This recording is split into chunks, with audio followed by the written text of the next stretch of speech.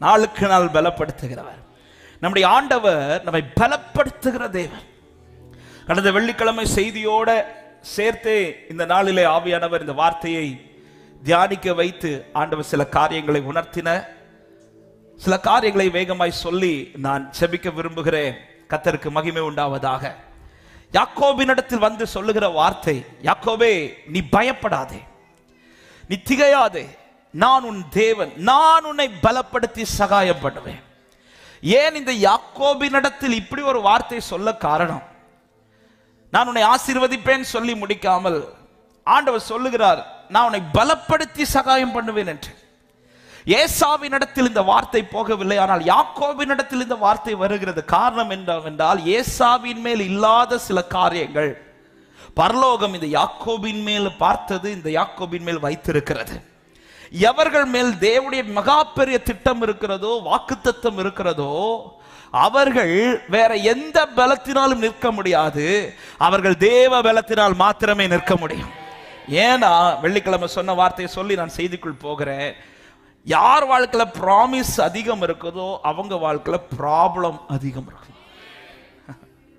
இதுதான் உண்மை. ப்ராமிஸ் இருக்கிற வாழ்க்கையில ப்ராப்ளம். எந்த வீட்டில் பணம் அதிகமா இருக்கோ அந்த வீட்டுக்கு மேலதான் திருடனுக்கு கண்ணு அதிகமாவே. பணம் இல்லாத நாள் கூட நம்ம நிம்மதியா தூங்குவோம். ஆனா ஒரு கொஞ்சம் பணம் கையில இருந்தாலே நமக்கு தூக்கம் போச்சு. பஸ்ல மத்த நாளெல்லாம் நிம்மதியா போவோம். ஆனா என்னைக்காவது பாக்கெட்ல கொஞ்சம் பணத்தோட போறோம்னா எவ்வளவு ஒதுங்கி இருக்க முடியுமோ. சிலர்லாம் மஞ்சப்பையில தான் கொண்டு போவாங்க. பைய பார்த்தா தெரியும் இதுக்குள்ள என்ன இருக்குது. அப்ப யாருக்கு மேல ப்ராமிஸ், அதாவது பரலோக ப்ராமிஸ் அதிகம் இருக்குதோ அவர்கள் சந்திக்கிற பிரச்சனை என்பது மற்றவர்கள் சந்திக்கிறது போல இருக்காது. மற்றவர்களுக்கு பிரச்சனை வராது என்றல்ல, மற்றவர்கள் சந்திக்கிற பிரச்சனையை விட. அதனாலதான் ஆசாப் சொல்கிறார், நான் காலைதோறும் வாதிக்கப்பட்டு தண்டிக்கப்பட்டும் இருக்கிறேன். ஏன் ஆசாபே உனக்கு இப்படி ஒரு பிரச்சனைனா, மற்றவன் மேல் இல்லாத திட்டங்கள் கர்த்தர் உன் மேல போட்டு வச்சிருக்கிறார். ஹல்லேலூயா. அப்போ மற்றவர்கள் சந்திக்காத பிரச்சனைய ஒரு தேவ பிள்ளை சந்திக்கிறீங்கன்னா, இந்த காலை நேரத்தில் ஒரு நற்செய்தியை சொல்ல விரும்புகிறேன். மற்றவர்கள் மேல் இல்லாத பெரிய திட்டத்தை கர்த்தர் உங்க மேல போட்டு வச்சிருக்கிறார். விசுவாசிக்கிறவங்க ஆமென் சொல்லுங்க பார்க்கலாம். ஹல்லேலூயா, ஆமென். இந்த யாக்கோபை அவர்தான் பலப்படுத்தும். அவர் பலப்படுத்த காரணம், ஒரு 3 காரணத்தை முதல்ல சொல்ல விரும்புகிறேன். ஏன் இந்த யாக்கோபை பலப்படுத்துறார்? அதே குடும்பத்தில் பிறந்த ஏசாவை கையே வைக்கல. கர்த்தர் அவனுடைய வாழ்க்கையில எதையுமே யோசிக்கல. ஆனா யாக்கோபுக்கு அவன் மீறுகிறவன் என்று தெரிந்தும், அவன் ஏமாற்றுகிறவன் என்று அறிந்தும், அவன் ஏமாற்றிதான் தகப்பனிடத்தில் ஆசீர்வாதத்தை வாங்கினான் என்று தெரிந்தும், யாக்கோபினிடத்திலே நல்லதா சொல்றதுக்கு ஆரம்பத்தில் ஒண்ணுமே கிடையாது. அவன் இஸ்ரவேலாய் மாறுகிறது வரையிலும் யாக்கோபினுடைய வாழ்க்கை எத்தனாய்தான் இருந்தான். அப்படிப்பட்ட வாழ்க்கைக்கு இவ்வளவு செய்ய காரணம் என்ன தெரியுமா? ஒன்று, ஏன் அவர் பலப்படுத்துறார்னா, கர்த்தர் சொல்றாரு ஏசாயா 41:8 வாசிங்கள், என் தாசனாகிய இஸ்ரவேலே, நான் தெரிந்து கொண்ட யாக்கோபே, என் சிநேகிதன். போதும். ஏன் யாக்கோப கர்த்தர் இவ்வளவு பலப்படுத்த காரணம்? ஏன் யாக்கோபை விடாம பிடிச்சு கர்த்தர் பலப்படுத்துறான்னு ஒரே வார்த்தை தான். இந்த பூமியில எல்லார் நடுவில், யாக்கோபே நான் உன்னை தெரிந்து கொண்டிருக்கிறேன். கர்த்தரால் தெரிந்து கொள்ளப்பட்டவர்கள் மாத்திரம் சத்தமான ஆமென் சொல்லுங்க பார்க்கலாம். ஹல்லேலூயா. ஒரு காரியத்தை நன்றாய் புரிந்து கொள்ளுங்கள், அவரால் தெரிந்து கொள்ளப்படாத ஒருவரும் அவரிடத்தில் வர முடியாது. எனவேதான் இயேசு கிறிஸ்து பூமியில் இருக்கும்போது ஒரு வார்த்தை இப்படி சொல்லுவார். யோவான் 17வது அதிகாரம் அதனுடைய 6வது வசனத்தை வாசிங்கள். யோவான் 17:6. நீர் உலகத்தில் தெரிந்தெடுத்து எனக்கு தந்த மனுஷருக்கு உம்முடைய நாமத்தை வெளிப்படுத்தினேன்.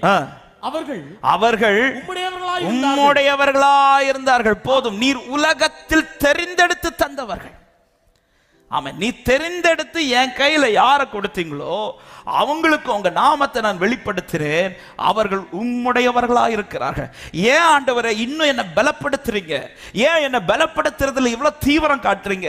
ஏன் என்ன விடாம என்ன பலப்படுத்தி நடத்தி கொண்டிருக்கிறீர் என்றால் ஒரே வார்த்தை, நீ சாதாரணமானவன் அல்ல, நீ யாரோ கிடையாது, நீ எல்லாரையும் போல அல்ல, நான் கர்த்தரால் தெரிந்து கொள்ளப்பட்ட சந்ததின்னு சொல்றவங்க மாத்திரம் வலது கரத்தை உயர்த்தி ஆமென் சொல்லுங்க பார்க்கலாம்.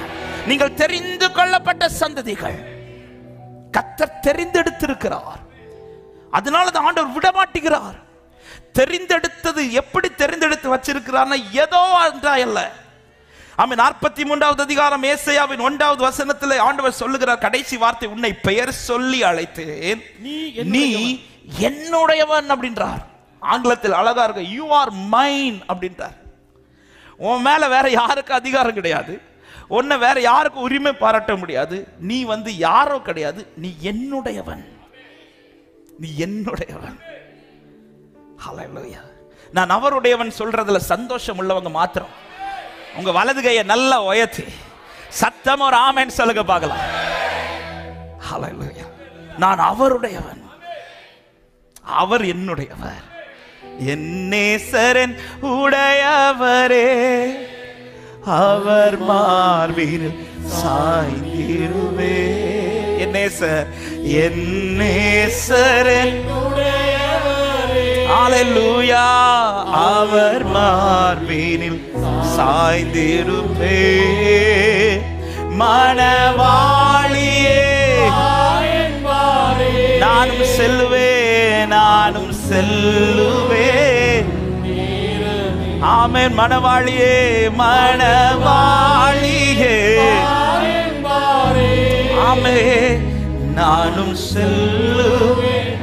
அவர் எப்படி என்னை தெரிந்தெடுத்திருக்கிறார் என்றால் தம்முடையவனாய், யூ ஆர் மைன், எனக்கு ஒண்ணு விட்டு கொடுக்க முடியாதுப்பா.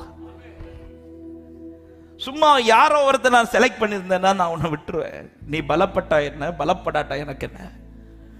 ஆனா ஏன் உன்னை திரும்ப திரும்ப நீ எத்தனை என்று தெரிந்து, நீ மீறுகிறவன் என்று தெரிந்தோம், நீ ஏமாற்றுகிறவன் என்று தெரிந்தோம், நீ விலகி போகிறவன் என்று தெரிந்தோம், ஏன் உன்னை பலப்படுத்துறதே என் ஏக்கமா இருக்குதுன்னா நான் என்னுடையவனா உன்னை தெரிந்தெடுத்திருக்கிறேன். ஹல்லேலூயா. ஆமென்.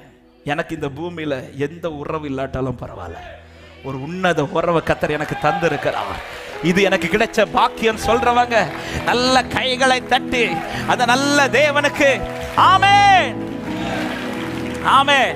இந்த உறவு எப்படி வந்தது? இந்த உறவு எதனால் வந்தது? இந்த உறவை எப்படி நமக்கு கர்த்தர் உண்டு பண்ணினார்? இங்க இருக்கிற எத்தனை பேர் சொல்ல முடியும், நான் தேடிக்கொண்ட உறவல்ல இது, நான் தேடி கண்டு கொண்ட உறவல்ல, என்னை தேடி வந்து பிடித்து கொண்ட உறவுன்னு சொல்றவங்க மாத்திரம் ஆமென். என்னை தேடி வந்து, ஹல்லேலூயா, தேடி வரும்போது எத்தனை பேர் ஆண்டவர் பார்த்திருந்திருப்பார். இன்றைக்கு அதான் சொன்னேன், விழுந்தவர்களிடத்தில் கண்டிப்பையும் நம்மிடத்தில் என்ன காட்டி இருக்கிறார்? தயவை. ஆமென். ரோமர் 12வது அதிகாரத்தில் இருக்கிறது, விழுந்தவர்களிடத்தில் கண்டிப்பையும் உங்களிடத்தில் தயவையும் காண்பிக்கிற. இந்த தயவு உண்டாக காரணம், இந்த தயவு வெளிப்பட காரணம் என்னை ரொம்ப ஆச்சரியப்படுத்தினது. அந்த வசனத்தை நீங்கள் வாசித்தீர்கள் தெரியும். ரோமர் 11வது அதிகாரத்தின், கர்த்தருக்கு மகிமை உண்டாவதாக, அதனுடைய அதுக்கு வாசிங்கள். ஆகையால் தேவனுடைய தயவையும் கண்டிப்பையும் பார், விழுந்தவர்களிடத்தில் கண்டிப்பையும் உன்னிடத்திலே தயவையும் காண்பித்தார். இந்த தயவு எப்படி அவர் காண்பித்தார் என்று 17வது வசனத்தில் சொல்லப்படுகிறது. வாசிங்கள். சில கிளைகள் முறித்து போடப்பட்டிருக்கு, காட்டொலிவ மரமாகிய நீ அவைகள் இருந்த இடத்தில் ஒட்ட வைக்கப்பட்டு. நாட்டொலிவ மரம் கூட சொல்லல, நீ எங்க உள்ளவன்? காட்டுல உள்ளவன். காட்டில் உள்ளது தூக்கி வீட்டுக்குள்ள வைப்பீங்களாங்க? ஏன்னா காட்டுக்குள்ள இருக்கிற எல்லா மிருகமுமே மோசமான மிருகம்.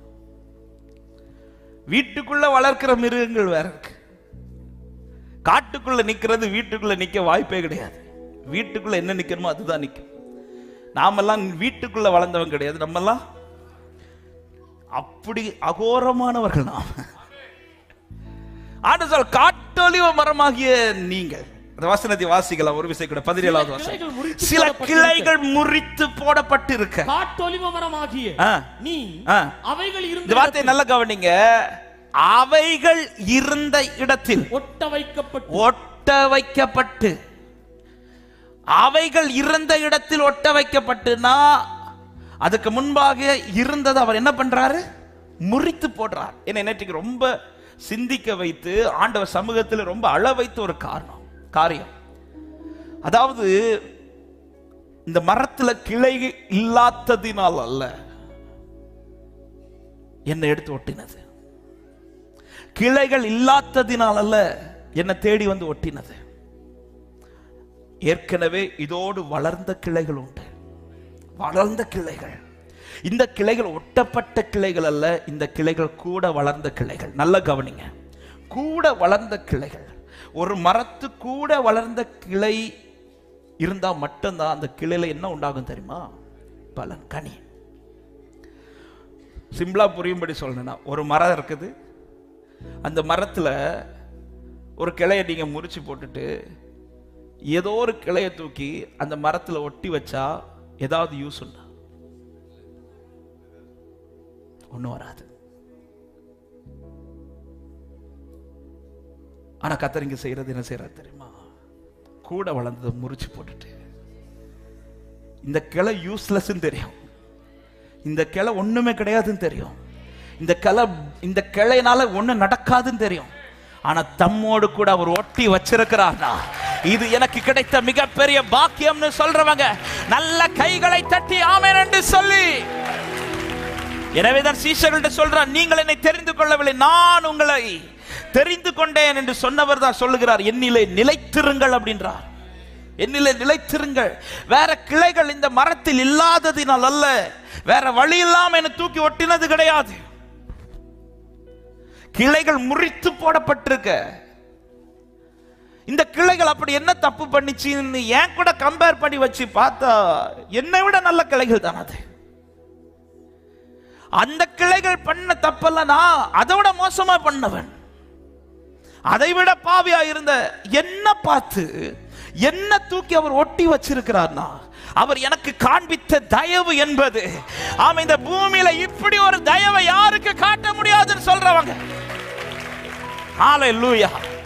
ஆமா, விழுந்தவர்களிடத்தில் கண்டிப்பை அன்பு சபையே, இன்னைக்கு அவர் சமூகத்தில் இருந்து ஆராதித்து கொண்டிருக்கிறோம் என்றால் இந்த வார்த்தையை நான் பலமுறை ஆண்டவர் சொல்ல வைத்துக் கொண்டிருக்கிறார். ஆனாலும் ஒரு விசை கூட சொல்லுகிறேன், நீங்கள் இருக்கிற இந்த இடத்துல, நீங்க இருக்கிற சேர்ல, நீங்க இருக்கிற இந்த கீழே பாயில வேற பர்சன்ஸ் இல்லாததினால் அல்ல உங்களை கர்த்தர் கொண்டு வந்து நிறுத்தினது. உங்களை விட தகுதி உள்ளவர்கள் உண்டு, உங்களை விட நல்லவர்கள் உண்டு, உங்களை விட பரிசுத்தமாய் வாழுகிறவர்கள் உண்டு. ஆனா எனக்கு இந்த கிருபையினால, எனக்கு பாராட்டின தயவுனால, அவருடைய மிகுந்த கிருபையினால், ஆமென். இதுல இன்னொரு எச்சரிப்பையும் சொல்ல விரும்புகிறேன். கூட வளர்ந்த கிளையை முறிச்சு போட அவர் யோசிக்கல. கூட வளர்ந்த கிளையை முறிச்சு போட யோசிக்கல. ஏன் அவர் முறிச்சு போட்டார்னு அவர் ஏற்றுக்கொள்ளவில்லை.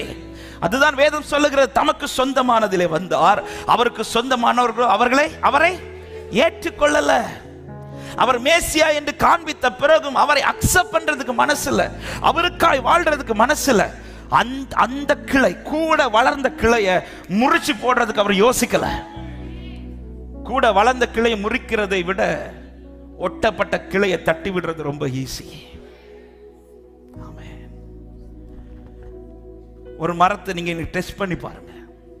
ஒரு பக்கம் கூட வளர்ந்த கிளை இருக்கட்டும், இன்னொரு கிளைய கம்மு போட்டு ஒட்டுங்க. இந்த ரெண்டு கிளையில எதை முறிச்சு போடுறது ஈஸி தெரியுமா? கூட வளர்ந்த கிளையல்ல, ஒட்ட வச்சிரு. இதை முறிக்கணும்ல இல்ல, ஃபூன் ஒரு ஊதுனாலே